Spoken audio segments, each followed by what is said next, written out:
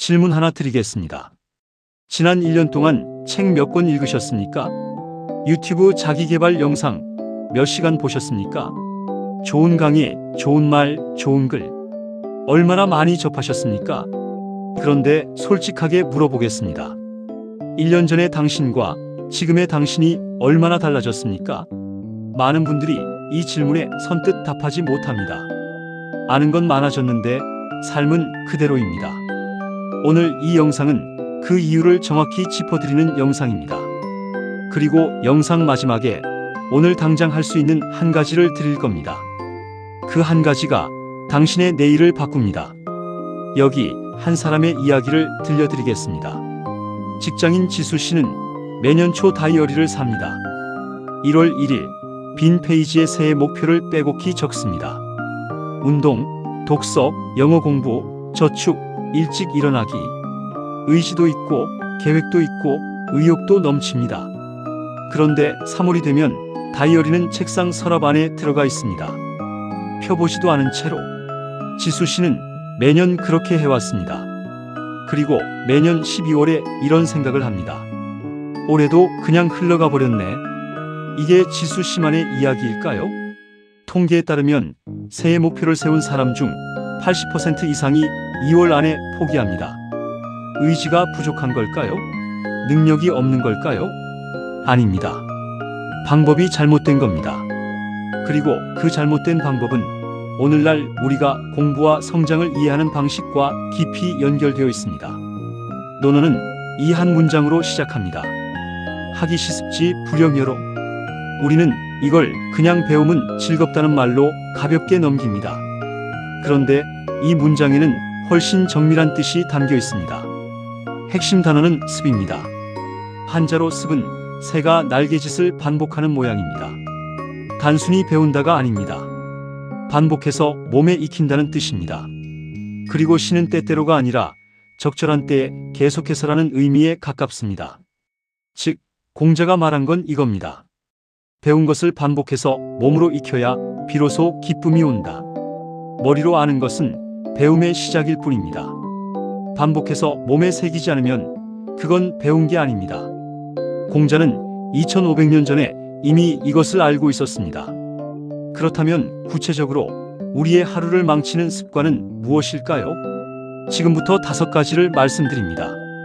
이 중에 3가지 이상 해당된다면 오늘부터 반드시 바꾸셔야 합니다.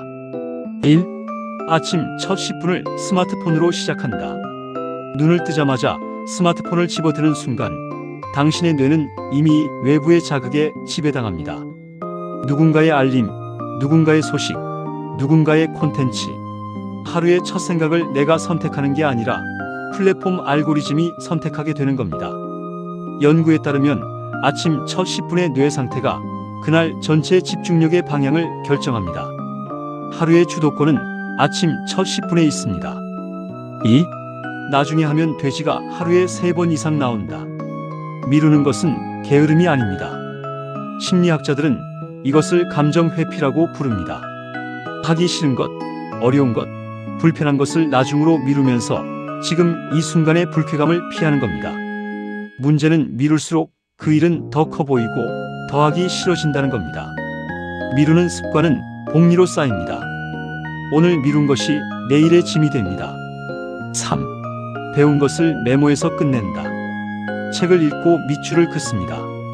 영상을 보고 좋은 말을 캡처합니다. 강의를 듣고 노트를 빼곡히 채웁니다. 그런데 그 메모를 다시 꺼내본 적이 있습니까? 배운 것을 기록하는 것과 반복해서 익히는 것은 완전히 다릅니다. 공자의 습은 노트 필기가 아니라 몸으로 반복하는 것을 의미합니다. 4. 목표는 크고 행동은 작다. 올해는 운동해야지라는 목표는 있습니다. 그런데 오늘 몇 시에 어디서 무엇을 할지는 정해져 있지 않습니다. 목표와 행동 사이의 간격이 너무 큽니다. 성장은 거창한 계획이 아니라 오늘 딱 하나를 실행하는 데서 시작합니다. 1%의 매일이 365%가 됩니다. 5. 하루를 반성 없이 끝낸다. 하루가 끝나고 잠들기 전 오늘을 돌아보는 시간이 있습니까? 공자의 제자 증자는 매일 3가지를 스스로에게 물었습니다. 오늘 최선을 다했는가, 진심으로 대했는가, 배운 것을 익혔는가. 반성이 없으면 같은 하루가 반복됩니다. 반성 없는 반복은 성장이 아니라 그냥 시간의 낭비입니다. 여기서 핵심 질문 하나를 드려야 합니다. 이 5가지 사실 새로운 이야기가 아닙니다. 아마 한 번쯤은 들어보신 이야기일 겁니다. 그런데 왜 알면서도 바뀌지 않는 걸까요? 신경과학자들의 연구에 따르면 인간의 뇌는 아는 것과 행동하는 것을 전혀 다른 회로로 처리합니다. 책을 읽고 감동받는 건 이의 회로가 작동한 겁니다. 실제로 행동을 바꾸려면 운동회로, 즉 반복적인 행동을 통한 신경 경로가 새로 만들어져야 합니다. 다시 말해, 아무리 많이 읽고 들어도 직접 반복해서 행동하지 않으면 뇌가 바뀌지 않습니다. 공자가 습이라고 한 건 단순한 철학이 아니었습니다. 그건 뇌과학적 진실이었습니다. 새가 나는 법을 배우는 건 책이 아니라 날갯짓의 반복입니다. 자, 그러면 어떻게 바꿀 수 있을까요? 3가지만 말씀드립니다. 셋 다 오늘 당장 시작할 수 있습니다. 첫째, 아침 첫 10분을 내 것으로 만드십시오. 스마트폰을 손에서 내려놓으세요. 대신 딱 하나만 하십시오. 물 한 잔, 짧은 스트레칭, 오늘 할 일 3가지 적기. 어느 것이든 좋습니다. 핵심은 하루의 첫 생각을 내가 선택한다는 것입니다. 둘째, 배운 것을 오늘 안에 딱 한 번 실행하십시오. 이 영상을 보고 감동받으셨다면 오늘 자기 전에 딱 하나만 해보세요.